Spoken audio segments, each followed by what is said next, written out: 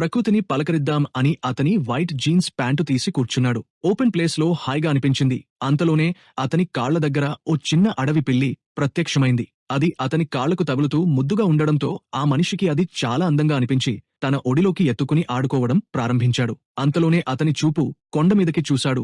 అక్కడ ఒక క్రూరమైన ఆడ సింహం అతన్ని గట్టిగా గమనిస్తోంది. ఒక్కసారిగా అతనికి ఏం చేయాలో అర్థం కాలేదు. భయంతో ఒక్క క్షణంలోనే అతని ప్యాంట్ తడిసిపోయింది. అప్పుడే అతనికి అర్థమైంది, ఇది సాధారణమైన అడవి పిల్లి కాదు, తల్లి సింహం నుండి తప్పిపోయిన పిల్ల సింహం అని. సింహం దాడి చేయడానికి రెడీ అయింది. ఆ మనిషి గబగబా లేచి తనకు ఏం తెలీదు అని చూపించేందుకు చేతులు పైకెత్తాడు. కాని సింహం దాన్ని సవాల్గా భావించింది. బిత్తరపోయిన అతను వెంటనే ఆ పిల్లను కిందపడేసి ప్రాణం కోసం కొండ కిందకి పరిగెత్తాడు. సింహం కూడా మెరుపు వేగంతో వెంబడించింది. వారి మధ్య దూరం తగ్గుతూ వస్తుంది. మనిషి ప్రాణం కోసం ఎప్పుడు లేని విధంగా పరుగులు పెట్టాడు. అతని కేకలు విని అతని ఫ్రెండ్స్ కూడా అప్రమత్తమయ్యారు. ఏది